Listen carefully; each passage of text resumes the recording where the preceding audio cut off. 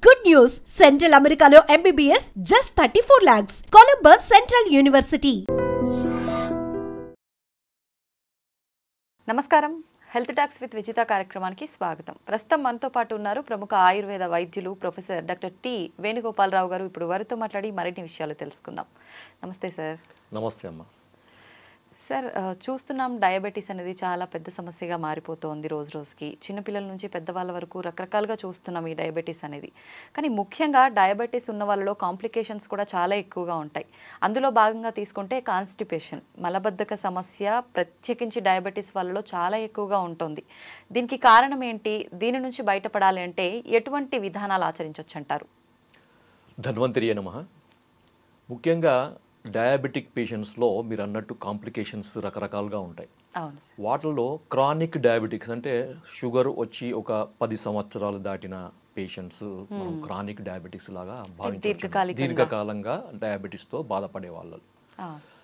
అటువంటి వాళ్ళలో 100లో 60% మందికి మలబద్ధత సమస్య అనేది ఒక కాంప్లికేషన్ లాగా ఉంటుంది అనమాట. ఆల్మోస్ట్ హాఫ్కి పైన ఈ సమస్య ఉంటుంది. కాకపోతే ఏంటంటే చాలా మంది దీనికి ఏదో రకరకాల చిట్కాలు, గృహ వైద్యాలని, చిన్న చిన్న రెమెడీస్ అని, లేదంటే ఏదో చూర్ణాలని, లేకపోతే ఇంకేదో టాబ్లెట్స్ అని రకరకాలుగా వాడుతుంటారు.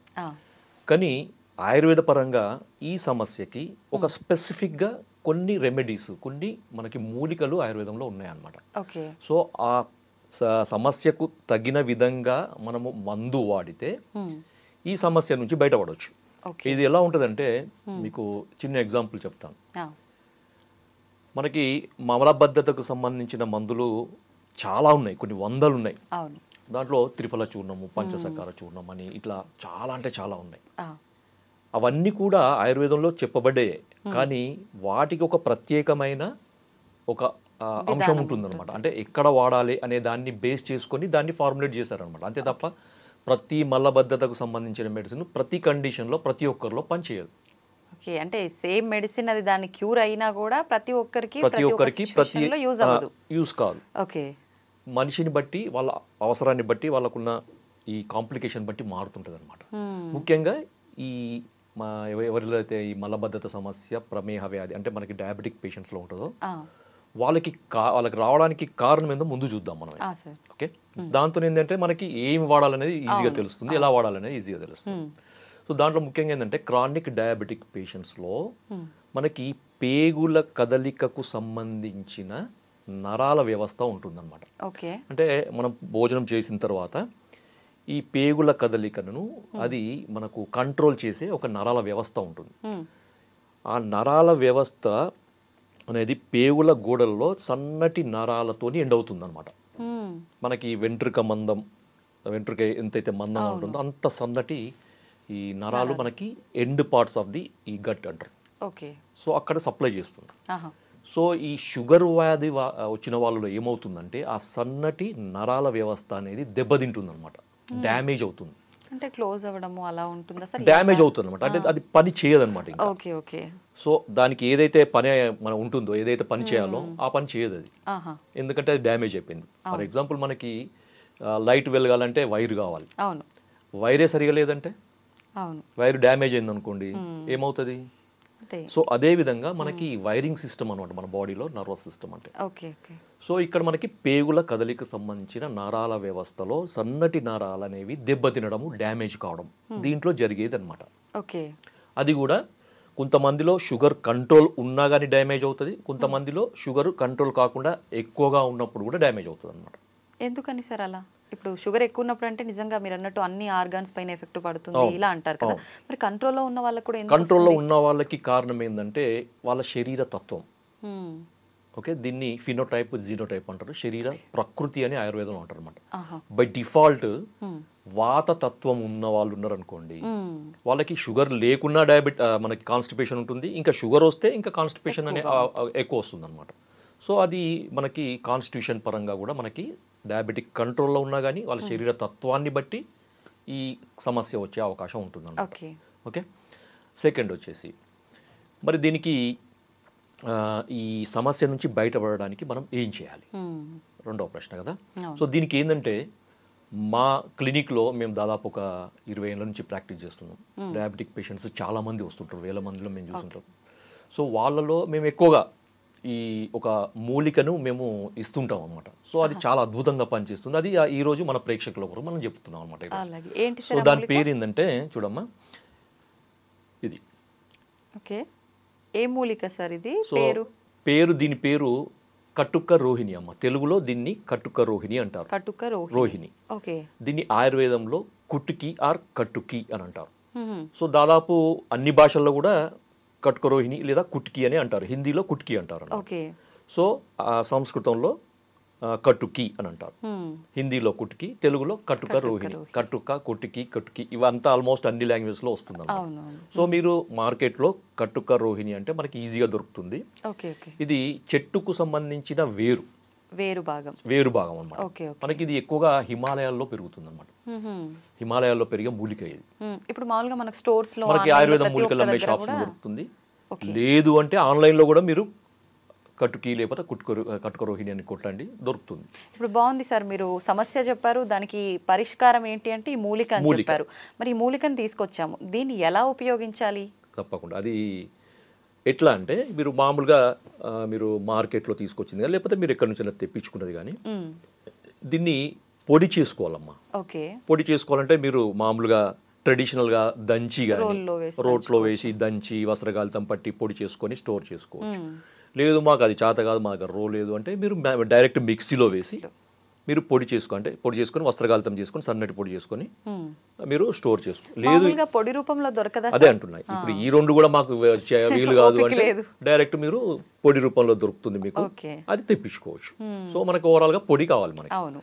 సో ఈ పొడిని వాడే విధానం ఏంటంటే ప్రతిరోజు కూడా సాయంత్రం పూట అమ్మ, అంటే చాలా మంది ఈ కాన్స్టిపేషన్ కు సంబంధించిన ఈ మెడిసిన్స్ అన్ని రాత్రి పడుకునేటప్పుడు వాడతారు. అవును కదా. కానీ ఇక్కడ మనం ఏంటంటే ఈ షుగర్ పేషెంట్స్ కు సంబంధించిన కాన్స్టిపేషన్ లో ఏమవుతుందంటే నేను ఇంతకుముందు చెప్పిన పేగుల కదలిక తగ్గుతుంది. నరాల వ్యవస్థ దెబ్బతినడం వల్ల పేగుల కదలిక తగ్గుతుంది. తగ్గడం వల్ల పేగుల కదలిక చాలా స్లోగా అవుతుంది అనమాట. స్లోగా కావడం వల్ల ఏమవుతుందంటే మనకు ఫీసిస్ మలం అంటారు కదా, ఎక్కువసేపు పేగులలో ఉంటుంది. దాంతో ఏమవుతుందంటే దాంట్లో ఉండే వాటర్ అంతా అబ్జర్వ్ అవుతుంది అనమాట. అబ్జర్వ్ కావడం ఏమవుతుంది, అది గట్టిగా అవుతుంది, హార్డ్ స్టూల్స్ అంటారు కదా. సో ఈ హార్డ్ స్టూల్స్ వల్ల వీళ్ళు మోషన్ పోవడానికి చాలా ఇబ్బంది పడుతుంటారు. సో బలవంతంగా ముక్కాల్సి వస్తుంది. కొంతమందికి బయటికి వచ్చినా కానీ ఇది హార్డ్ ఉండడం వల్ల ఏమవుతుందంటే అక్కడ ఉరుచుకుపోయినట్లయి బ్లడ్ కూడా పడుతుంది అనమాట. కొంతమందికి అక్కడ తట్టుకొని పోతుంది.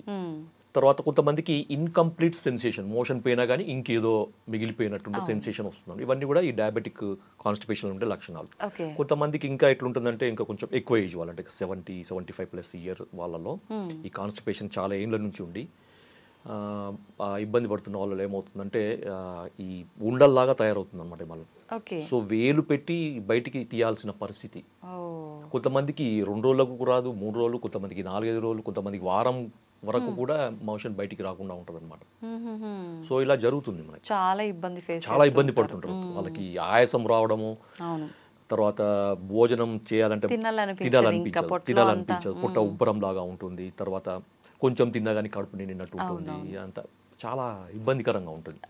ఎందుకంటే డ్రైనేజ్ సిస్టమ్ అమ్మ, సింపుల్ గా డ్రైనేజ్ సిస్టమ్ సరిగా లేకపోతే ఒక్కసారి డ్రైనేజ్ క్లీన్ ఎక్కడికక్కడ జామ్ అయిపోతుంది అని అంటే అది అంతే. డ్రైనేజ్ కరెక్ట్ గా ఉంటే మొత్తం డిటాక్స్ అవుతుంది బాడీ. డిటాక్స్ ఏంటంటే బాడీ యాక్టివ్ అవుతుంది. వరకేనా అంతే, వీళ్ళకనే కాదు. సో ఇక్కడ కుట్టికి ఏం చేస్తుందంటే ఈ కట్టుక రోహిణి నేను చెప్పాను కదా, దీన్ని వాడే విధానం ఏంటంటే సాయంత్రం పూట వాడాలి. ఉదాహరణకి లంచ్ ఒక 2 o'clock చేస్తారు, డిన్నర్ ఒక 7 o'clock చేస్తారు అంటే మీరు తీసుకోవాల్సింది ఒక 4 to 5 మధ్యలో తీసుకోండి. డిన్నర్ కి 2 గంటల ముందు, లంచ్ కి 2 గంటల తర్వాత, ఈ మధ్యలో తీసుకోవాలన్నమాట. సో దీన్ని ఒక టీ స్పూన్ పొడిని ఒక పావు కప్పు గోరువెచ్చని నీళ్ళలో కలిపేసి తాగాలి అంతే. కానీ చాలా మంది ఇబ్బంది పడేది ఏంటంటే ఇది చాలా చేదుగా ఉంటుందమ్మా, చాలా చేదుగా ఉంటుంది. అయినా తీసుకోవాలి, కళ్ళు మూసుకొని తీసుకోవాలి, ముక్కు మూసుకొని కళ్ళు మూసుకొని తీసుకోవాలి, తప్పదు. దీనివల్ల బెనిఫిట్స్ ఏంటో చెప్తాను నేను. ఎందుకంటే కట్టుక రోహిణి మనం ఎందుకు ఇస్తున్నాము ఈ కండిషన్లో అంటే ఆయుర్వేదంలో కట్టుక రోహిణికి ఒక స్పెసిఫిక్ యాక్షన్ చెప్పారనమాట. సో భేదితం పిండిత మలానాం అంటే గట్టిపడ్డ మలాలను సాఫ్టెన్ చేస్తుంది ఇది. సో ఆ లోపల ఉన్న హైడ్రేషన్ అంటే వాటర్ లాగకుండా చేస్తుంది ఇంటెస్టైన్స్లో, చేసి లోపల ఉన్న ఈ ఫీస్ మలానికి మెత్తబడేటట్టు చేస్తుంది అనమాట. వాళ్ళు మోషన్ పోవడానికి చాలా ఈజీ అవుతుంది, ఎక్కువ స్ట్రెయిన్ లేకుండా పూర్తిగా అది తగ్గుతుంది. ఇంకొకటి ఏంటంటే కట్కరోహిణి చాలామంది చాలా అంటే ఆయుర్వేద వైద్యులందరికీ తెలుసు కట్కరోహిణి అనేది లివర్కి సంబంధించిన మందు అని. ఎందుకంటే లివర్ యొక్క ఫంక్షన్ కూడా ఇది రిస్టోర్ చేస్తుంది అనమాట. కొంతమందికి లివర్ ప్రాబ్లం వల్ల కూడా కాన్స్టిపేషన్ రావచ్చు. డయాబెటీస్ పేషెంట్లో నరాలతో వల్లనే కాకుండా కొన్నిసార్లు లివర్ ప్రాబ్లం వల్ల కూడా రావచ్చు. నరాల వ్యవస్థ బాగానే ఉండి అలాంటి ప్రాబ్లం ఉన్న వాళ్ళకి కూడా ఇది సెట్ అవుతుంది. ఎందుకంటే మనకు లివర్ ఫంక్షన్ టెస్ట్లో ఎస్జిపిటి అనే ఎంజైమ్స్ ఉంటాయి, లివర్ ఎంజైమ్స్. ఈ ఎంజైమ్స్ ఎలివేట్ అయినప్పుడు కూడా మనకి సైంటిఫిక్, ఇది నేను చెప్పేది కాదు, నా సొంతంది కాదు ఇది. సో ఇది సైంటిఫిక్గా ప్రూవ్ అయింది అనమాట. ఎస్జిఓటి లెవెల్స్ని ఇది రెడ్యూస్ చేస్తుంది, బిలియరీ సీక్రెషన్ని కంట్రోల్ చేస్తుంది, రెగ్యులేట్ చేస్తుంది. కాబట్టి ఇలాంటి సమస్య ఉన్న వాళ్ళు కూడా దీన్ని ఖచ్చితంగా వాడుకోవచ్చు. బిలియరీ సీక్రెషన్స్ కూడా మంచిగా చేస్తుంది. ఇంకొక అడ్వాంటేజ్ ఏంటంటే మనకి రీసెంట్గా జరిగిన మనకి ఈ సైంటిఫిక్ రీసెర్చ్లో తేలింది ఏంటంటే ఇది షుగర్ని కూడా కంట్రోల్ చేస్తుంది. కాంప్లికేషన్ కాకుండా షుగర్ ని కూడా కంట్రోల్ చేస్తుంది. అంటే అలా కంట్రోల్ చేయాలంటే సుమారుగా ఎంత కాలం నుంచి వాడుతూ ఉండాలి? రెగ్యులర్ గా వాడుకోవచ్చు, దీనివల్ల ఎటువంటి నష్టం ఉండదు. కొన్ని ఆయుర్వేద మూలికలు వాడేటప్పుడు బాడీ ఓవర్ హీట్ అవుతుంది, రెగ్యులర్ గా వాడకూడదు ఇలా చెప్తుంటారు కదా సార్, అలాంటి ప్రాబ్లం? అలాంటిది ఏం లేదమ్మా, అలాంటిది ఏమీ ఉండదు. హీట్ అంటే ఇది వేరే టాపిక్. అది నిజంగా చెప్పాలంటే హీట్ చేస్తుందా లేదా అనేది వేరే టాపిక్. ఎందుకంటే హీట్ చేయడం అనేది ఆయుర్వేద కొన్ని రకాల ఆయుర్వేద మందుల యొక్క లక్షణం. ఇప్పుడు మీరు మోటార్ బైక్ నడుపుతున్నా, చల్లబడిపోయిందండి, అది స్టార్ట్ అవుతుందా? లేదు. అది కొద్దిగా హీట్ అయితేనే అది పోతుంది. అంటే ఒక మెటబాలిక్ స్టిమ్యులేషన్ అనమాట అది. ఆ మెడిసిన్ ఏం చేస్తుంది, మెటబాలిజాన్ని స్టిమ్యులేట్ చేస్తుంది అనమాట. స్టిమ్యులేట్ చేసినప్పుడు ఆ బాడీలో ఉండే టాక్సిన్స్ అన్ని డిటాక్స్ అవుతాయి. మనకి కణకణాల్లో పేరుకొని పోయిన మలాలు అంటారు, వాటిని బయోటాక్సిన్స్ అంటారు. ఆయుర్వేదంలో ఆమం అంటారు, సో ఆమదోషం అంటారు అనమాట. సో ఇవన్నీ టాక్సిన్స్, బయోటాక్సిన్స్ అన్ని రిలీజ్ కావాలంటే ఒక రకమైన ఫోర్స్ కావాలన్నమాట. ఆ మందు ఒక ఫోర్స్తో పోవాలి. ఊరికే ఏదో ఇట్లా మనం ఇది సైకిల్ తొక్కున్నట్టు తొక్కుని పోయే మందు మనకు వద్దు. మనకు బుల్లెట్ స్పీడ్తో పోయే మందే కావాలన్నమాట కొన్నిటికి. సో ఆ స్పీడ్తో పోయినప్పుడు బాడీలో ఉండే మెటబాలిక్ యాక్టివిటీ అనేది స్టిమ్యులేట్ అవుతుంది అనమాట. అప్పుడు వేడి చేసినట్టు అనిపిస్తుంది, బాడీ హీట్ అయినట్టు అనిపిస్తుంది, అంతే తప్ప అది నెగటివ్ కాదు. ఇప్పుడు ఇది మీరు వేడి నీళ్ళలో వేసుకొని ఈవినింగ్ సమయంలో తాగడం స్టార్ట్ చేయమన్నారు. స్టార్ట్ చేసిన మరుసటి రోజు నుంచి ఫలితం ఉంటుందా, లేదంటే కొన్ని రోజుల పాటు వాడిన తర్వాత ఉంటుందా? అది మనం వ్యక్తిగతంగా మారుతుందమ్మా, ఇండివిజువల్గా మారుతుంది. కొంతమందికి నెక్స్ట్ డేనే లేకపోతే ఆ రోజు నైటే లేకపోతే మిడ్ నైటే మోషన్ ఫ్రీ కావచ్చు, లేదంటే కొన్ని రోజులు వాడంగా కొంచెం ఫ్రీగా అవుతుంది. కానీ మీరు రెగ్యులర్గా వాడుతుండండి, షుగర్ కూడా కంట్రోల్ అవుతుంది. ఇది నేను చెప్పింది కాదు, సైంటిఫిక్గా ప్రూఫ్ అయింది. ఎందుకంటే దీంట్లో ఉండే మనకి దీన్ని లాటిన్లో పిక్రోరైజా కుర్వా అంటారు దాన్ని. ఓకే, దీన్ని ఇంగ్లీష్లో మనకి టెక్నికల్గా ఈ ఏమంటారు ట్రేడ్ నేమ్ ఏంటంటే హెలిబోర్ అంటారు, హెలిబోర్. సో దీంట్లో పిక్రోరైజిన్ అనే ఒక కెమికల్ ఉంటుందన్నమాట, ఒక బయోకెమికల్ రసాయనం. దాంట్లో బయోకెమికల్ అంటారు, లేకపోతే యాక్టివ్ ఇంగ్రీడియంట్ అంటారు, ఫైటోకెమికల్స్ అంటారు. సో ఇది ఏం చేస్తుందంటే మనకి బ్లడ్లో ఉండే మనకి ఇన్సులిన్ కావాలి కదా, మనకి బ్లడ్లో ఉన్న రక్తం అనేది కణాలకి పోవాలంటే ఇన్సులిన్ అవసరం. ఓకే, తర్వాత ఈ ఇన్సులిన్ ఇన్సులిన్ యొక్క సమక్షంలో ఈ ఏమంటారంటే ఈ షుగర్ అనేది లోపలికి పోవాలంటే ఒక ట్రాన్స్పోర్టర్ సిస్టమ్ కావాలన్నమాట, GLUT4 అంటారు దాన్ని. ఓకే, ఆ ట్రాన్స్పోర్ట్ అనేది మనకి కణాలలో ఉంటుంది, శరీర కణాలలో ఉంటుంది అనమాట. సో ఆ ట్రాన్స్పోర్ట్ ద్వారానే ఈ షుగర్ అనేది బ్లడ్ నుంచి లోపలికి వస్తుంది, లేదంటే బ్లడ్లోనే పేరుకొని పోతుంది. సో ఆ ట్రాన్స్పోర్ట్ సిస్టమ్ సవ్యంగా పనిచేయాలంటే ఇన్సులిన్ కావాలి. సో ఈ దీంట్లో పిక్రోరైజిన్ లేకపోతే కుట్కిన్ ఏం చేస్తుందంటే ఈ మన శరీర కణాలలో ఉండే ఈ GLUT4 ట్రాన్స్పోర్ట్ని సెల్ ఇట్లా ఉంటుంది కదా కణం, ఆ కణం యొక్క పొరకి చేరుస్తుంది అనమాట. దీన్ని ట్రాన్స్లోకేషన్ అంటారు అనమాట. అంటే మనకి గ్లూకోజ్ ట్రాన్స్పోర్టర్స్ని ట్రాన్స్లోకేట్ చేసే యాక్టివిటీ ఉంది. కాబట్టి ఏంటంటే రక్తంలో ఉన్న షుగర్ అనేది సెల్ లోపలికి వస్తుంది, మన శరీర కణాలలోకి వస్తుంది, దాంతో రక్తంలో ఉండే షుగర్ తగ్గుతుంది. ఓకే ఓకే, అర్థమైందా? ఈ రకంగా డయాబెటీస్ కూడా ఈ రకంగా మనకి 2 రకాల బెనిఫిట్స్. అవునవును. కొంతమందికి షుగర్ కంట్రోల్ లేకపోవడం వల్ల నరాలు డ్యామేజ్ అయ్యి కాన్స్టిపేషన్ రావచ్చు. అలాంటి వాళ్ళకి షుగర్ తగ్గిస్తుంది, కాన్స్టిపేషన్ రిలీవ్ చేస్తుంది. సేమ్ టైం రెండు తగ్గిస్తుంది. లేదు మీకు షుగర్, మీకు కాన్స్టిపేషన్ లేదు, కొంతమందికి డౌట్, ఇప్పుడు వీడియో చూసే వాళ్ళకి చాలా డౌట్లు వస్తాయి. సార్ మా కాన్స్టిపేషన్ లేదు, మీరు ఇది షుగర్ కూడా బాగా పనిచేస్తుంది అన్నారు కదా, ఇది మేము వాడచ్చా? తప్పకుండా వాడచ్చు, తప్పకుండా. సార్ చిన్న పిల్లల్లో కూడా ఇప్పుడు షుగర్ ఉంటుంది, మలబద్ధకం సమస్య లేకపోయినా కూడా క్యూర్ అయ్యే ఛాన్స్ ఉంది కాబట్టి చిన్న పిల్లలకు కూడా ఇది ప్రతిరోజు ఇవ్వచ్చా? ఇది ఇప్పుడు చిన్న పిల్లలలో వచ్చే డయాబెటీస్ టైప్ 1 డయాబెటీస్ అంటారమ్మా, అది క్యూర్ కాదు. అది క్యూర్ కాదు, ఎందుకంటే అక్కడ ఇన్సులిన్ సిక్రెట్ చేసే ప్యాంక్రియాటిక్ బీటా సెల్స్ పూర్తిగా డ్యామేజ్ అవుతాయి, లేకపోతే అబ్సెంట్ అన్న ఉంటాయి. సో దానికి వేరే లేదు, వేరే ఆల్టర్నేటివ్ లేదు దానికి. సో దానికి కొన్ని రకాల టెస్టులు ఉంటాయి. ఒకవేళ మనకి ఏదన్నా ఉంటే తెలుసు, జెనెటికల్ రీజన్ కానీ లేకపోతే ఇంకేదన్నా ఆటో ఇమ్యూన్ రీజన్ కానీ ఏదన్నా ఉండొచ్చు కొంతమందిలో. కొంచెం ఇమ్యూనిటీ సంబంధించిన సెల్స్ అనేవి ప్యాంక్రియాటిక్ బీటా సెల్స్ని అటాక్ చేయడం వల్ల డ్యామేజ్ అయ్యే అవకాశం ఉంటుంది. సో అలాంటప్పుడు మనం కొన్ని రకాల ఈ యాంటీబాడీస్ని కంట్రోల్ చేసే మెడిసిన్స్ వాడడం వల్ల కొంతమందికి ఉపయోగం ఉండొచ్చు, కానీ బై బర్త్ జెనెటికల్గా వచ్చే వాళ్ళకి మాత్రం మనం ఏం చేయలేము. ఓకే సార్, ఇప్పుడు ఆయుర్వేదం అనగానే చాలా మందిలో ఒక అపోహ ఉంటుంది, పథ్యాలు చేయాలి ఏం మెడిసిన్ వాడినా కూడా అని చెప్పి. ఇప్పుడు ఈ మూలికలు ప్రతిరోజు వాడమన్నారు, దీంతో పాటు మనం ఎవ్రీడే ఏదైతే ఫుడ్ తీసుకుంటున్నాం అదే ఫుడ్ కంటిన్యూ చేయొచ్చా, ఏదైనా స్కిప్ చేయాల్సి ఉంటుందా? ఏమి చేయాల్సిన అవసరం లేదు, మీరు రెగ్యులర్గా వాడే ఫుడ్ని అలాగే వాడండి. ఓకే, షుగర్ లేని వాళ్ళు కూడా వాడుకోవచ్చు దీన్ని. కాకపోతే ఆ చేదు కొరకు మీరు ఏదన్నా షుగర్ లేని కదనుకోండి, షుగర్ కలుపుకొని వాడండి, సరిపోతుంది. బెల్లం పొడి అంతే కలుపుకోవచ్చు, తేనెనో బెల్లం పొడో లేకపోతే షుగరో లేకపోతే కండ శర్కర ఏదో ఒకటి కలుపుకొని తీసుకోవచ్చు. అంటే ఇప్పుడు మలబద్ధకం సమస్య ఉండి షుగర్ లేని వాళ్ళకి రోజు తీసుకోవచ్చు, లేని వాళ్ళకు ఇప్పుడు నేను చెప్పిన దానికి షుగర్ ఆ టేస్ట్ చేదు మీకు నచ్చకపోతే మీరు ఈ విధంగా దానికి కొద్ది ఆల్టరేషన్ చేసుకొని వాడుకోవచ్చు, నో ఇష్యూ. ఇది ఓన్లీ వాటర్ లోనేనా, పాలల్లో అలా కూడా? పాలల్లో వాడద్దు, ఎందుకంటే ఇది చేదు కదా.